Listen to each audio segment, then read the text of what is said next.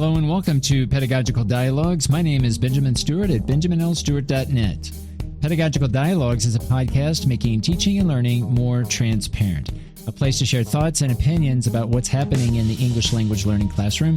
A space to share perspectives and gain understandings around problems that teachers and students face in formal education. Before we get into today's episode, if you have any thoughts or experiences on today's topic, feel free to reach out to me at my Twitter handle at BNLEEZ or any of my other socials accessible at benjaminlstewart.net.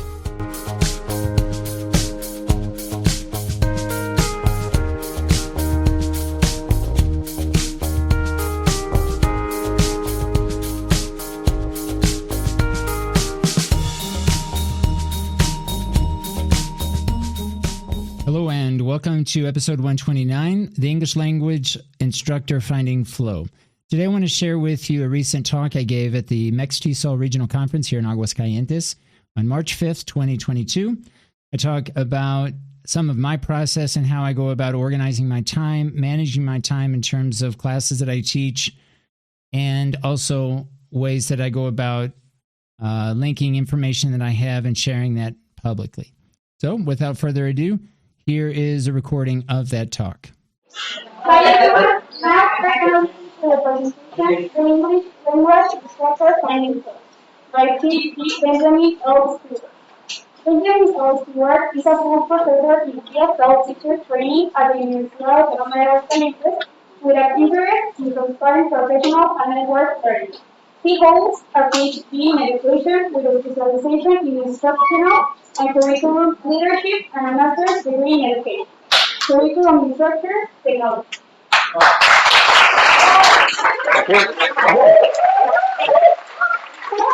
Thank you. Good afternoon. I hope you guys had a nice lunch. It's always great to have these local conferences, especially having a chance to see a lot of you that I have had in class. It's great to see you now in the profession doing great things. It's great to see some colleagues I haven't seen in a while. Of course, students that I currently am teaching now. It's great to have you here as well. And of course, meeting new people. It's really nice to be here. I really appreciate the invitation to give this talk for today. Before I start, I would like to share, if you do the Twitter thing, you can reach me at Twitter at my Twitter handle at BNLEEZ if you have any questions about what we talk about. I'm always interested in connecting with other teachers. If you like sharing your experiences, feel free to reach out to me via my Twitter. And this presentation that we'll look at here today is available if you would like, as well as all the references to what we talk about with this URL. You should be able to access this same presentation. Before I get into the topic of finding flow, right, I am specifically thinking of English language educators and also in pre-service, those who are studying to be English language teachers. But our focus today is going to be thinking about flow, finding flow. And I'm using these words, finding flow, deliberately to mean that it's not like, oh, I found it, I have it, I'm good, right? I'm done. It's a process, right? This presentation I've been working on here, this conference was originally scheduled for January. And this presentation, as it sits right now, is quite different than what it would have been last January, because my process, my flow, continues to change. So keep that in mind as we're going through some of the concepts here today and some of the opportunities we'll have today to kind of reflect on our own flow. And also keep in mind that what I share, my experiences with flow, will probably be different than your own process, right? And what I hope to do today is to give you some principles, a framework, some theory, but also some concrete examples of how you can take some of these ideas here and adapt it to your own. Now, before we continue, I'd like to ask a question. It's always good to start with questions, right? How many decisions, those of you who are teaching in the English language classroom, how many decisions do you think, educational decisions, do you think you make per day? If you ever had to really kind of think about it and say, okay, geez, I have 3, 4 classes, I don't know, however many classes, however many students you have, the planning stages, the implementation stages, the assessment. Anybody want to hazard a guess? Anybody want to guess how many decisions that you might make a day? Any ideas? Well, 50. 50. Anybody else?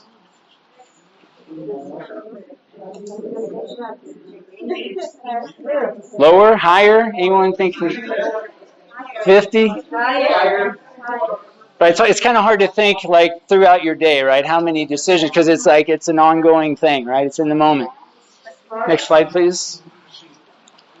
Teachers make more minute-by-minute decisions than brain surgeons. So you should feel pretty good about that. And that is why you're going home so exhausted at the end of the day. Do you feel sometimes you get home and you're just fried? I know I do. I get home, I've got kids, so I'm trying to attend to them and my wife and all the other, my dogs, and my mind is exploded. It's fried. It's because we're making so many decisions. We make over. Somebody actually count. I don't know how they counted, but I'm just the messenger. But somebody's actually counting over 1,500 educational decisions per day. That's over 4 per minute. If you want to get down to the nitty gritty. Wow. I mean that's exhausting just to think about it. Because we don't probably think about it, because it's just an ongoing thing. In the moment, we're deciding every minute in class, for example. So today I want to give you some ideas about flow to kind of help accommodate, to think, okay, yeah, I make a lot of decisions, but I hope today I can influence some of your decision making for you to deal with your own flow, to understand your flow, to understand how you can be more effective, efficient, and engaging with your students. Next slide, please. So Csikszentmihalyi came up with this graphic, and I think it's a good way to really look at flow.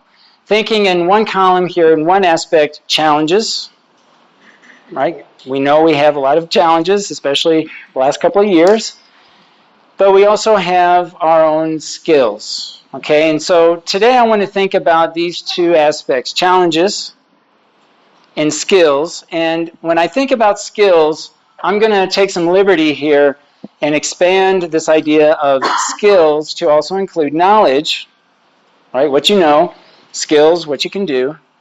Very important, your disposition, your attitudes, right? Has a huge influence on what you do and what you know. In terms of getting things done, we're going to use this term, getting things done, because this actually comes from a book from David Allen. So a lot of the concepts that we talk about here today are related to getting things done, because that's what we do when we're in flow. We get stuff done. So we're going to be looking at that. I first want to look, though, at some challenges. Now, keep in mind, some challenges are within our control. Some challenges are not within our control. So I think it's important to put that into perspective, to not feel sometimes overwhelmed with some of the challenges we face, because we all face a lot of challenges. Forget COVID, just a normal situation. There's tons of challenges that we face. So try to keep that in mind. Try to keep that perspective, thinking of what you can control and what is beyond your control. But let's take a look at a couple of challenges. And I don't need to show you the evidence in the theory about the challenges of COVID. We face it every single day. But just for the purposes of this talk, we do have some stats. 1.5 billion, that's with a B, students are suffering. They're having problems academically. They're suffering from emotional situations. Their emotional health is at jeopardy. We now have this term like language loss. Some countries are being categorized by language loss. Like I think I heard Mexico, the language loss figure was like 18 months. Like students are behind 18 months. And every country has this figure this language loss, right? So this is something that comes in. This is a challenge that is on us in some way, depending on where we work, but certainly that this is a reality, right?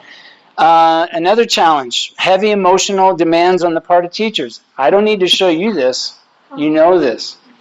But if it gives you any peace of mind, like the evidence supports that, a lot of other people are going through a lot of stuff, to put it nicely, right? And so here we have our challenges. Some things we can control, some challenges we can't. In Mexico specifically, right, from the year 2019 to 2020, 10% of kids did not go back to school for the 2021 year. Again, it's a challenge. We see this in different ways, but this is our reality. 33% of kids, students, between the ages of 16 and 18, they're out of school. They haven't completed a high school degree yet. And so imagine schools are trying to get these kids back in, and adults. We're facing our own challenges, and this is our context. This is our situation currently. Now, finding flow addresses to put some of those perspectives of those challenges that we're facing to try to understand flow. And the first question I think is important to ask is why? Why flow? Well, understanding one's flow leads to optimal experiences. And this is what I want from each of you, is to find your path to reach an optimal experience. What is optimal for me, obviously, is not going to be optimal for you, but the idea is to be able to find these ways of working and learning and teaching and sharing in a way that is optimal for you.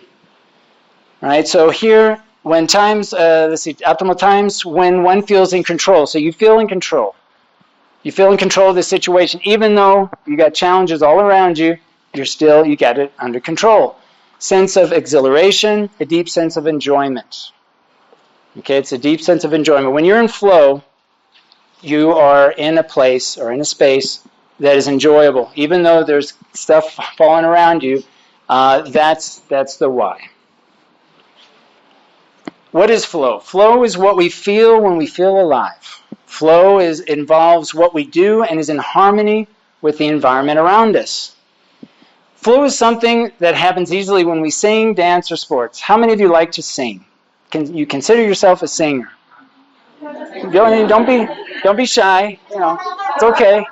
I'm not going to ask anybody to sing. Don't worry, I won't ask anybody to sing. How many of you play an instrument? A musical instrument? Okay. How many of you like to dance? I don't know. I like to dance, but I'm a horrible. But I like it. I like it.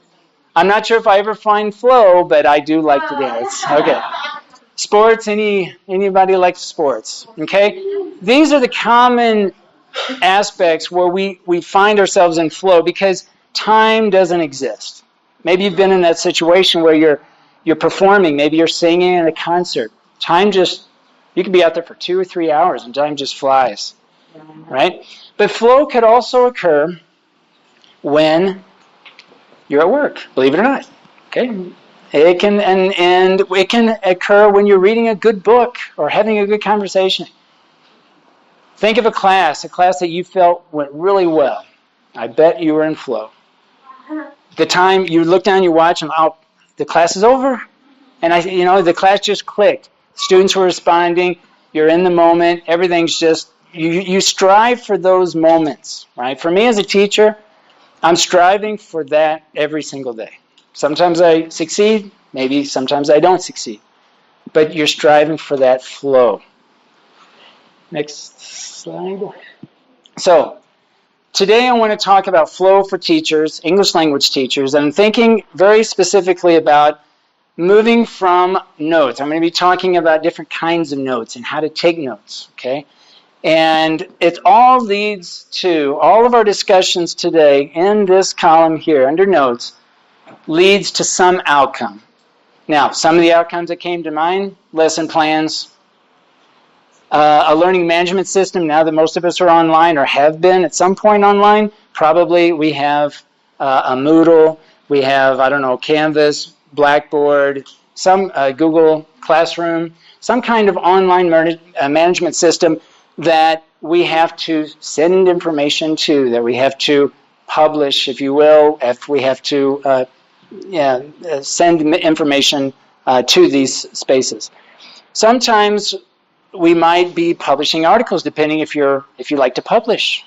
Maybe you're doing action research, doing research on what you do every single day with your students, and you're publishing maybe books, articles, maybe websites. Maybe some of you have your own teacher website, magazines, open courseware, podcasting, vlogging, etc.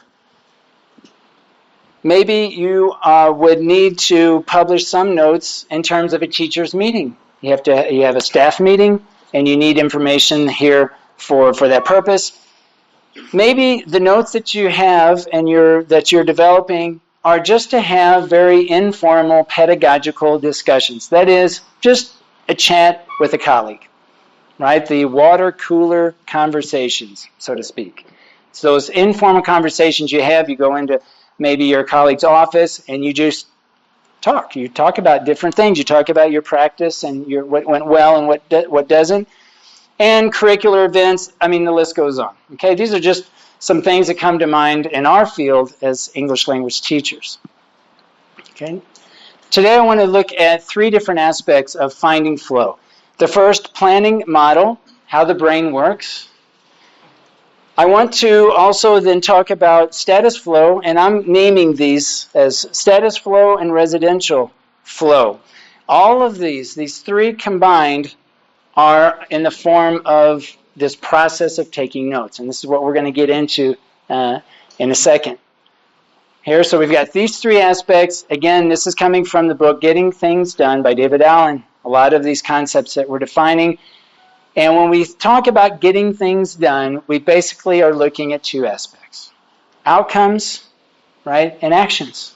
There's really nothing else to it. Outcomes, what do we need to achieve? What's the product? And the actions, the actual behaviors that we need to do to achieve those. So, how does the brain work? Have you thought about your why recently? As a teacher, as a human being, what is your why? You know, Apple, thinking of Apple, the company, before they think about the iPhone, distribution channels, how they're going to market a certain product, they have already established the why they even exist. But now I ask you as an individual, as a teacher, English language teacher, what is your why? Anyone want to share what your why is, your purpose? Yes? To provide to my students one wonderful tool that I feel is English language for their lives. That's Okay. All right. So to supply them with a tool of language, right, so that they can do more with their own lives. Okay. Anybody else want to share? And it can be as broad or as narrow as you wish. What do you think? Your why?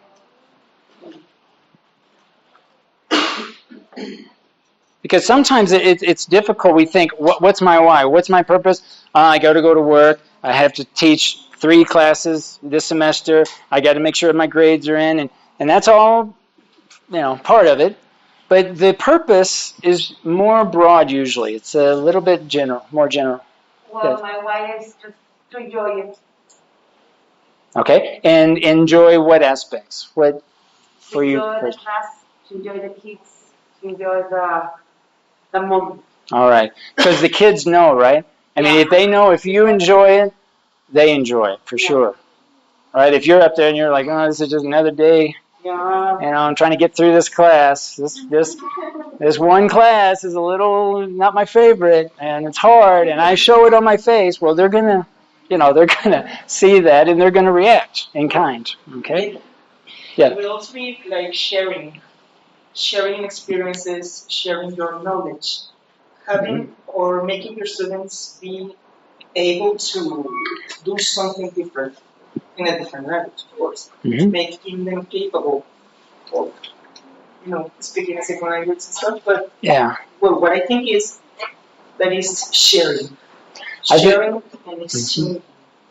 I think, yeah, that's really important, and I share that sentiment. Like share, and certainly we want to share with our students. This is why we're in the profession, where it's not like, oh, I have all this knowledge, I'm going to hang on to it. I don't want to share it with my students. We're out there trying to share as much as possible, but also sharing could extend beyond the classroom. Maybe it's to your colleagues. Maybe it's publishing something online so that you're offering other people outside of your school, for example, a chance to know something about you or your experiences. You're sharing even beyond your immediate people that you're in contact with. So yes, your why. Finding your why is very important, and sometimes I feel that at least I can speak for me, I don't spend enough time thinking here, what's my why? What really drives me to teach? And again, it could expand beyond the classroom.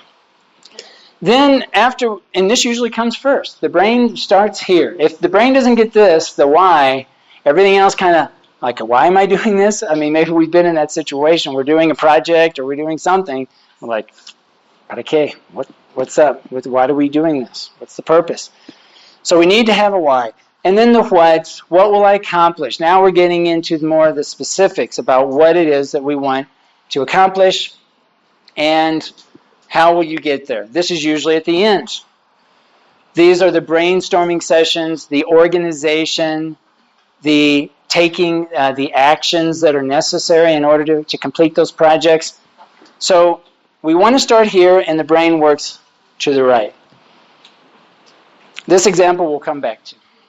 Okay, next slide.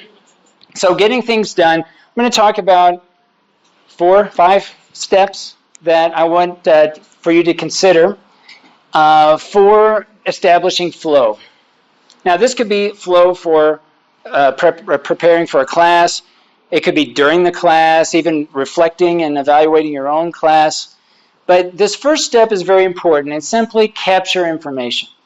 Now, I don't know how many times, and I don't know, I'm sure you've been in this situation. You're driving to school, and you've got that first class at 8 o'clock in the morning, and you're thinking, okay, what you're planning.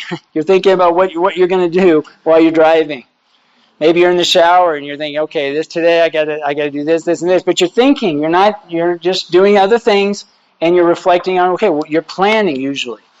Okay, the idea with capturing is to have the ability to, in that moment, in that few moments, because it probably doesn't last that long, is to record that idea, to write it down, so that maybe you don't forget it. Right? It's possible you could be thinking of something on your way to work and maybe you forget it later on. The idea here is to find something. Maybe it's a notebook. You can go old school, pen, piece of paper, write it down. Not while you're driving. You have to be careful. But as soon as you pull up to a stoplight, write it down. Don't want any accidents. Maybe it's a computer. Maybe it's a cell phone, a tablet, something. Okay? But you got to capture those moments. Maybe you're on a website. You see something. That's good for my class for tomorrow. So you capture that. The idea here is when you're waiting to get your hair cut, you're at the grocery store waiting in line. You're at the dentist's office and you're waiting because he's behind. You're capturing that information at all times. The information is constantly coming in. And all it is capture. Okay? So in my case, here this is what I do. Now this is where I want you to see what I do and then say, okay, would this work for me, or maybe it wouldn't work for me. I use technology, and I specifically use an app called Evernote. Evernote is a free app. You can install it. I don't work for Evernote. I don't get a commission. But there is a free version for Evernote that you can use. And what's great about Evernote is it's a note-taking app, for one, and it's on pretty much every platform that we have. So if I'm on my phone at the grocery store, I'm using my Android. If I'm at work in my office, maybe I'm going through online websites. I've got my Windows, my Evernote on my Windows, or maybe my iPad, whichever. But whatever device, and it could be all just on one device. It depends on what works for you. The point is very simple. Get those ideas down. What your mind does very well is it analyzes and synthesizes. You can think critically. That's what the brain does well. But what the brain doesn't do so well is store information. You are limited in how much you can actually store. So the idea with capture is simple. Get that idea down somehow, some way, whether it's technology, whether it's a piece of paper and a pen, so that you don't lose that idea. The next step is to clarify.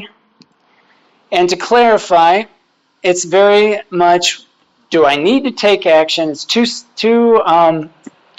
decisions. It's one decision. Is it actionable or is it non-actionable? Is the idea that I got when I was driving down the road and I captured it on my phone at the stoplight, is it actionable? If it's actionable, typically it's going to fall under these categories. It's a to-do, something you have to do later. You delegate it, you give it to someone else if you're in that position. Or maybe you defer it, you postpone it for a short amount of time.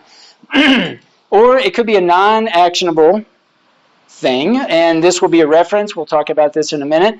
Reference, someday maybe, this is a category of like down the road. This might be 6 months from now. It's nothing that you're probably going to worry about now, maybe this semester, maybe next semester, right?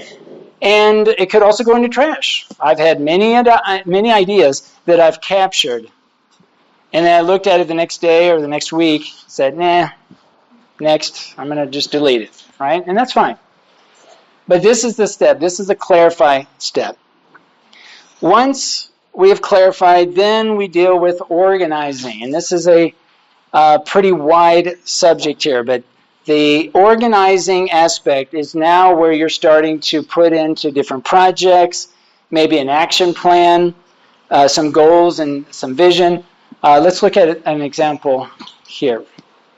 So this is my Evernote, and I've clarified I need to determine, is it actionable or non-actionable? Now, I'll draw your attention over here. This is hard to read. This is just what it looks like. This is the home screen of Evernote. But more importantly here, along this side, is this. And you basically can establish what they call notebooks. Okay, so notebooks are basically spaces where you put notes. Okay, so one note will go into one of these spaces. A note cannot go in any more than one notebook. So here I have to clarify, is it actionable? If it's actionable, it's going to be probably somewhere under here in this category. If it's non-actionable, maybe it goes down into my literature notes. And we'll talk about literature notes here in a minute. But I want to draw your attention here to this process in Evernote, what it looks like. Is to clarify, it quickly goes into one of these notebooks. Now, this is just an example. If you're using this app or any other app, of course, you can call these whatever you want. You can design all of this. But I want to show you here is capture inbox. I get an idea, boom, it goes into my inbox. This is everything, good or bad. Then when it leaves my inbox, it goes into someplace in my actions. Okay, this is my flow. This is my process of getting any kind of information I have, whether it's for class, whether it's for a research project, whether it's for whatever the purpose. I try to follow this format. Okay, next slide. Now, to organize, Evernote has what's called tags. So it's hard to see, it's impossible. But further down, we have tags. So tags are different than notebooks. So notebooks are more status. Are we doing it now? Are we doing it tomorrow, next week? Tags are more categorical. And tags, you can see here, they're nested. They're within, this one's within this author. I have my authors here, and it's under contents. Let me find one here for publishing. All right, if I'm going to publish an article on Medium, it's under publishing, newsletter, podcast. These are things that I do. You would put information that's appropriate for you. What are your outputs? What are you creating? These are projects. My classes are projects, right? My communicative abilities 2 is a class that I'm teaching. That's a project that I have here. So any information I have for this class, it gets tagged, and I even include which unit. If we're in Unit 1, Unit 2, I put that note in its appropriate place so I can find it, right? Imagine if you don't use tags trying to find notes. It's hard. So here we have tags, and you can identify, you can use as many tags as you want. That's the beauty of tags. You can have 4, 5, 6 tags, and you can nest them. So there's a lot of ways here that you can organize your notes, right, when you're completing this process. Getting things done. Another step now. Reflect. And this is, there's not much to say here other than reflect is going back and reviewing your notes, right? One thing is to put it in an organization, in a notebook, but you have to go back and frequently check to see, maybe on a daily basis, a weekly basis, maybe a monthly basis, maybe per semester, but you have to review your information. It's like you have to live in those notes. You have to keep going back to those notes. It's not like leaving in a note and then it just magically serves a purpose. We have to get and use those notes, review them, change them, modify them, review. Maybe we have to reorganize, but it requires reflection, right? And if you can get in a schedule, like for what I do is every day for my classes especially, I'm reviewing because I want everything in my notes that I'm going to be working with my students on for that day. Now, some things change. Maybe we have to review a unit, we have to review something, then I update, and I have to also check my notes. I update my notes as well. Okay, so it seems like getting started, it seems like a lot of work, but once you get in the flow, you get in the rhythm of finding a system that works for you, it starts to help you be more efficient, more effective, and more engaging, right, with the people that you interact with. So here in my example, when I reflect, again, is it done on a daily basis, a weekly basis, right, a monthly basis, depending on what it is. I have notebooks here. I have my tags here. Again, notebooks, this is the status. And it only goes in one place. It flows down. It starts up here, and it works its way down, depending on its status, until it gets down here. We'll talk about that here in a second. And then the tags. I'm reflecting. This is what I'm reflecting. I have to go in, and maybe it's not a focus anymore. Right? I'm finished with it, and I will move it down here or move it in some other category. Okay? But again, it moves from inbox, from capture, down through to the actions. Okay, next slide. Engage. Now this is, I think, probably the most important aspect of the system. We talked earlier about your why. We talked about why do you do what you do as a teacher? What's your purpose? What's your why? With getting things done, with this system, how will you decide what to do and what not to do and feel good about it? So imagine every action, every note, everything that you capture into your system needs to work its way up to your purpose. So here we have current actions, we have projects, these are all the details. This is how we get things done. Remember how the brain works. First, the why, then the what, then the how. So the how is down here, but the why is way up here. So when you're capturing information, it's all linked. It should be linked to some overarching goal. Maybe your goal is to share more with other people, other colleagues. Maybe you want to share online. You want to have an online presence, right? Because you want to help others. Whatever your purpose is, whatever you're doing should lead to that purpose. Otherwise, why do it? That's really the point. And this engage really is, this step is important for you to determine what should you be doing, and more importantly, what should you not be doing? What's wasting your time? Okay, so this is very important, this alignment here that we have. Working our way down, trying to think of this first, thinking of our why, thinking of our vision and our goals, and how we engage in that process. So what are your horizons? We've talked, some of you like to share. You want to share with your students. You want to impart information onto your students. What are your horizons? I want to give you a few minutes. We've got some time here. Think of, in a short statement on your, I think everyone has a pad here that maybe you can write on if you wish. Your purpose, maybe a vision and a goal, and you can fill out as much of this as you feel comfortable with, but try to align these. Try to see what goals would I need to achieve this outcome or vision. What vision or outcome would I need to align with this purpose? And you can start from top down, or you can start from bottom up.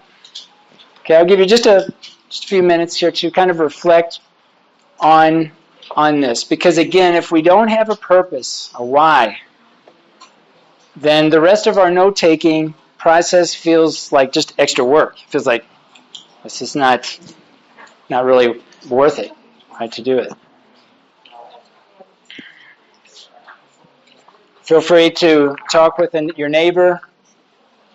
Ask each other what your purpose is, what's your why. Okay, I think we'll move on. Ideally, we'd have more time to really just talk about these aspects. Again, what I'm presenting here is not a comprehensive discussion on this topic. It's something that takes a lot of thinking and getting into really figuring it out. But I hope today we're just kind of planting the seed, so to speak, to really see what can I get from this to, again, get my optimal experience. Because, again, that's what we want. We want those optimal experiences. So, next slide. So just as an example, okay, and you can kind of compare maybe what you have. Again, it could be completely different. But for me, my why is I am striving to provide education that's more equitable, more available to anyone publicly, beyond my students, of course, but I'm talking about in general, to the public. So this is a purpose. This is just something I strive to do.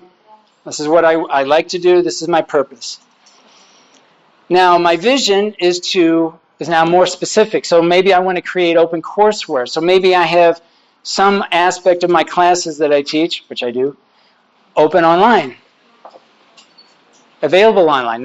Maybe not every aspect of my class, but I have some portion of the classes that I teach available online. Okay? This is my vision or my outcome. This is aligned with equitable education because you need this to achieve this.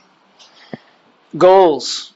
All right, so now the goals are a little bit more specific. So in my example, I'm going to try to offer, 4 online classes.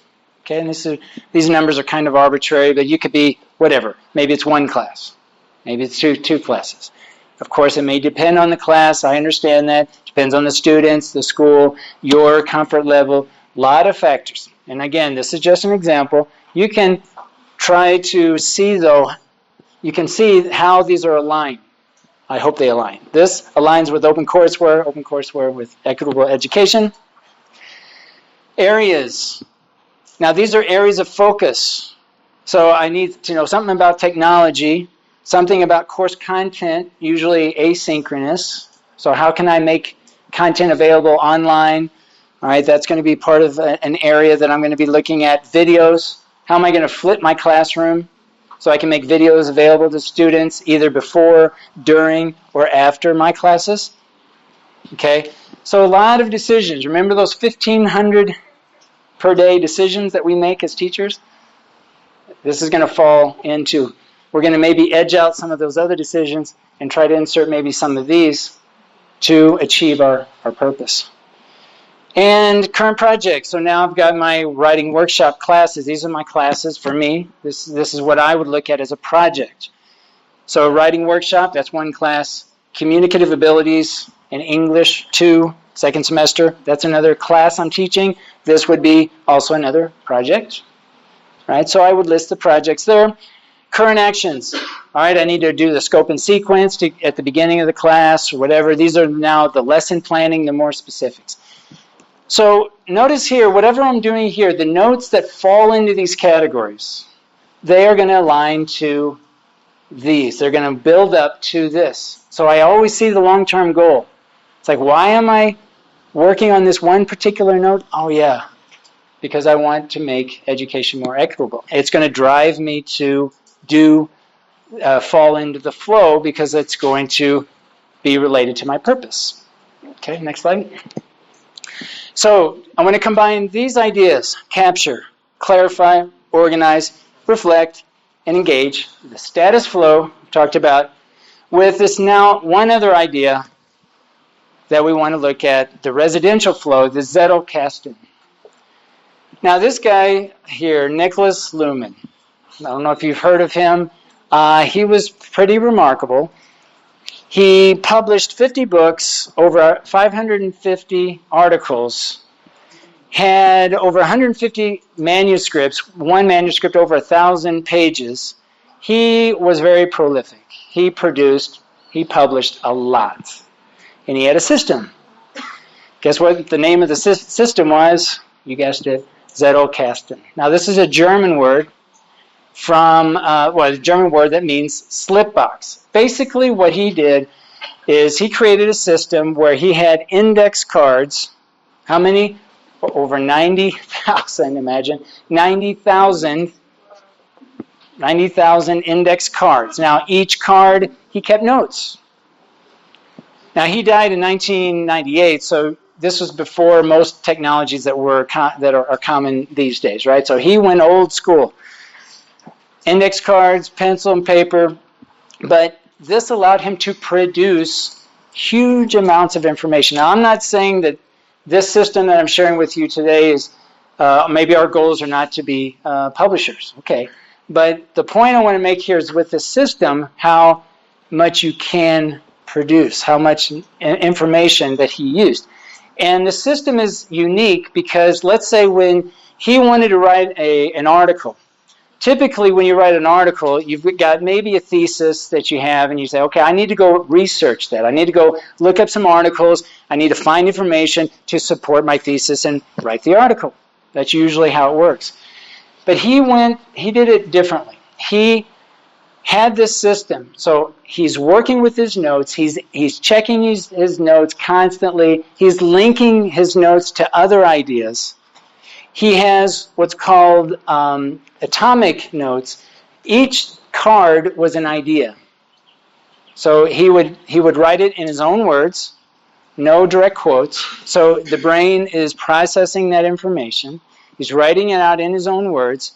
And he has all of these notes, 90,000 plus notes, that link to each other. So it's not just note here, note here, note here, note here. They link to each other. He had a system, a coding system. Now, I'm not going to get into the coding system. Today with technology, it's a simple link. Right? Think of Wiki.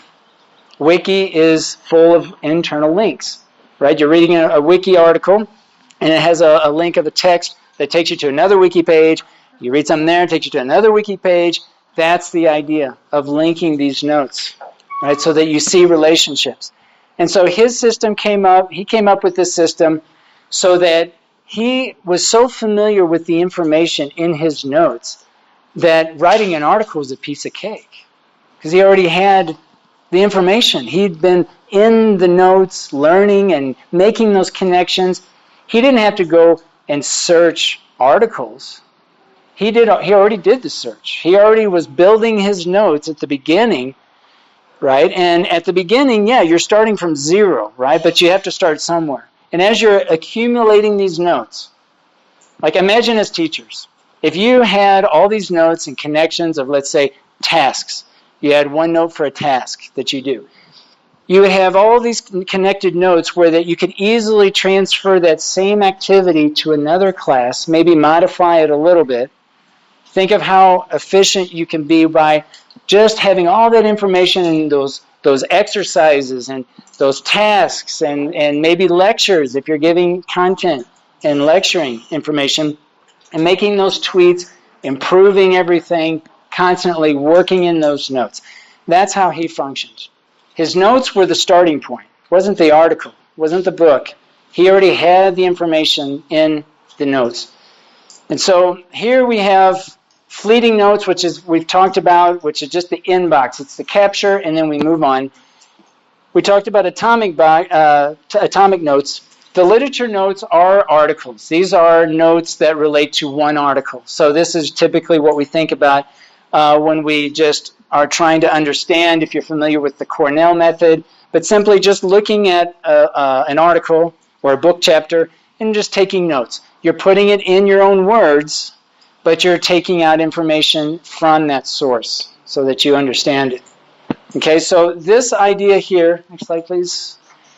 This slide, permanent notes, everything goes in the permanent notes. This is the cabinet. This is where every note that you're finished with resides. And so you can have atomic notes, individual notes with individual ideas.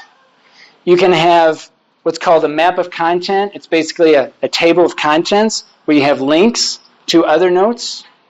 Okay, and typically you have a home page, right, where you have one central space for all of your notes.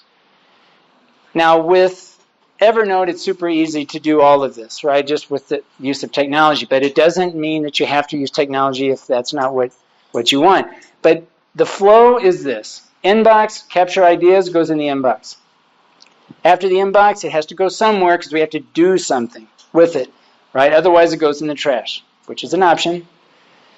The actions go somewhere in here. Is it a focus? Is it someday maybe?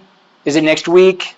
Whatever system works for you, but it gets put somewhere in this flow. If it's a literature note, it just stays in the literature notes. Literature notes have its own home. So all the literature notes stay in one place. And then this is my main notebook. Everything goes in the cabinet once it's done up here. It all goes in the cabinet. If I need to revisit a note, which happens, guess what? I go back and put it back in my actions, right? But this is the main space here where all these notes begin to connect. And they should connect. It's not just creating a note and living by itself someplace. There really should be a link to other notes and other ideas. So this is kind of the flow here that I'm proposing, to find that system, that process that works for you. Okay, next.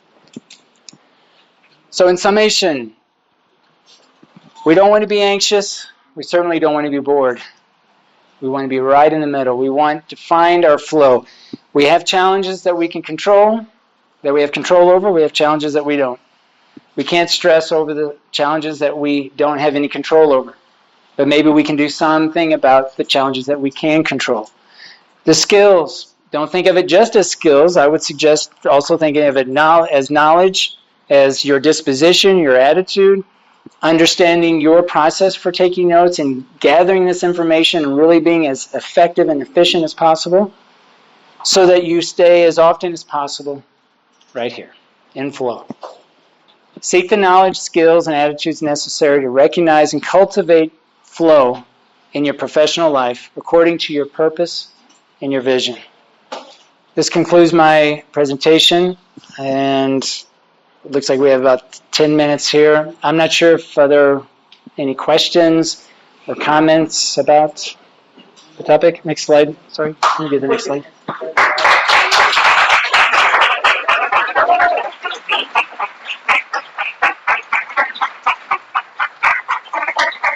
Yes.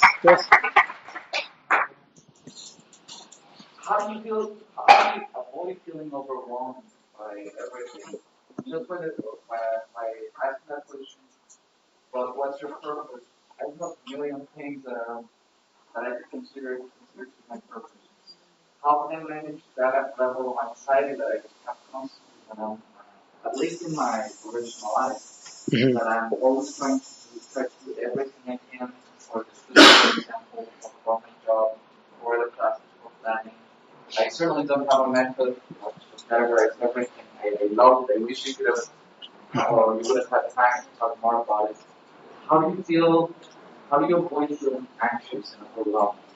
I think that when you are thinking about the horizons, remember the horizons. So you have a purpose, and then everything builds down from there. So I guess my first question would be for everyone is to think, if you feel overwhelmed by your day-to-day job or your day-to-day activities, is to work your way up the horizons. To say, okay, first of all, let me focus on the why now. Do I have more than one why? Maybe. But you have an honest conversation with yourself about, okay, what is my purpose, and am I just at that level, am I just trying to do too much immediately right now? And start there. And then work your way down, because the question would be, is the problem that you have too many whys, or the problem is you have too many goals? Maybe you have one why, but goals are, right? So that's what I would suggest that you look at first, is to understand those horizons first, and try not to do too much. See what's realistic, but start with a why. Start with one, I would, and then build your way down and say, okay, what does this cover? What does it not cover? And do I still feel overwhelmed? And if I'm still feeling overwhelmed, take a look. Is it because of the vision? Is it because of the goals? Is it because of the projects? Maybe you just have too many projects going on, and you just have to say, look, I need to postpone it. Remember, it's built in the system here. Is we don't do everything today, right now. It's, okay, the actions. Remember the actions. What are you going to focus on now? Maybe it's a someday maybe, like next semester, 2 months, whatever. So you're putting the actions in the appropriate places based on your day-to-day. The last thing I would say is that the routines. You are what you do every day. You are what you do every day. So the routines, build those routines in that include something like this. This is my proposal. This is my persuasive piece, is to persuade you to build in your daily routine this some kind of flow technique, this note-taking technique, something that works for you, that you can easily gather information, do something with, and produce something, and be better for it, and someone else can be better for it. And try to find that flow. The input, the organization, and the output, the engagement, the relationships, right? It all fits together. But it's all about your purpose. So I think that's where I would start, is to find those horizons, understand your own horizons, and then see, okay, where am I trying to do too much? Projects, goals, vision, purpose. And then just see. And experiment and try different things, and just say, look, I can't, you're not able to do everything in the same day. You're going to have to figure out a system to say, okay, I've got short-term goals, I've got medium goals, and I've got long-term goals, and try to place your life in that sense so that you're a happier person for it. Otherwise, you're creating stress for yourself. And the last thing I'm proposing here is to add more work. It's actually trying to work smarter, not harder. Okay. Yeah. Okay. 5 more minutes. I think we'll stop there. If anyone has questions, please feel free to reach out to me. Of course, I'll be here. Come up, say hi if you want to talk about it. If you're interested in the presentation, you can access it using this link. All right. Thank you guys for attending. Thank you. Appreciate it. You've been listening to Pedagogical Dialogues, a podcast making teaching and learning more transparent. If you have any thoughts or experiences on today's topic, feel free to reach out to me on my Twitter handle at BNLEEZ, or any of my other socials accessible at benjaminlstewart.net.